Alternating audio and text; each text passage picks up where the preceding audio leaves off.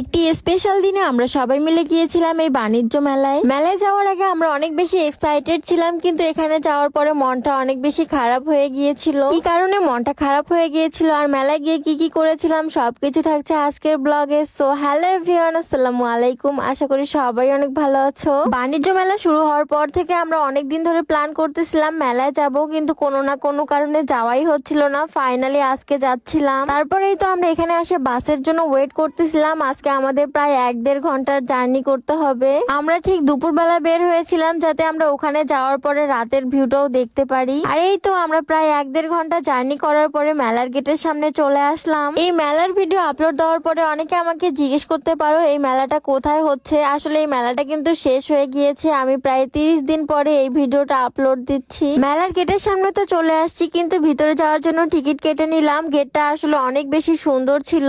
আজকের দিনটা ছিল অনেক বেশি স্পেশাল, যার কারণে মেলায় অনেক মানুষ হয়েছিল। যাই হোক, এত বেশি স্পেশাল বলতেছি কারণ এই দিনটা ছিল 14ই ফেব্রুয়ারি আর আজকেই ছিল আমার বার্থডে। আর এই দিনেই পড়েছিল শবে বরাত, যার কারণে আমরা এই দিনে তেমন কোনো সেলিব্রেশন না করে চলে আসছি মেলায়। মেলায় যাওয়ার পরে তেমন একটা লোকজন ছিল না, কিন্তু যত সময় যাচ্ছিল তত লোকজনের ভিড় বেড়ে যাচ্ছিল। আর এই জায়গাটায় আমার সিরিয়ালে থাকতে হয়েছিল বসার জন্য। আমাদের হাতে খুবই কম সময় ছিল আর মেলাটা এত বড় করে আয়োজন করা হয়েছিল যে আমরা পুরোটাই ঘুরতেই পারিনি। মেলায় আসার পর অনেক বেশি হ্যাপি ছিলাম আমরা, কিন্তু স্টল গুলো ঘোরার সময় অনেক বেশি মন খারাপ হয়ে যায়। কিছু কিছু দোকানদারের ব্যবহার তেমন একটা ভালো ছিল না, যার কারণে আমরা খুবই কম স্টলে গিয়েছিলাম। এখানকার এই টেডিটা আমার অনেক বেশি ভালো লাগতেছিল। ছোটবেলায় সেম এই টেডিটার মতো আমার একটা জামা ছিল। অনেক সময় ধরে ঘোরাঘুরি করার পরে আমরা একটা রাইডে উঠে যাই, আর এখানে উঠার পরে সবাই এত বেশি চিল্লাচ্ছিল, বাট আমার অনেক বেশি হাসি পাচ্ছিল। আর এই তো ঘুরতে ঘুরতে প্রায় রাত হয়ে গিয়েছে আর চারিদিকে সুন্দর সুন্দর লাইট গুলা জ্বলে উঠেছে, যেগুলা দেখতে অসম্ভব সুন্দর লাগতেছিল।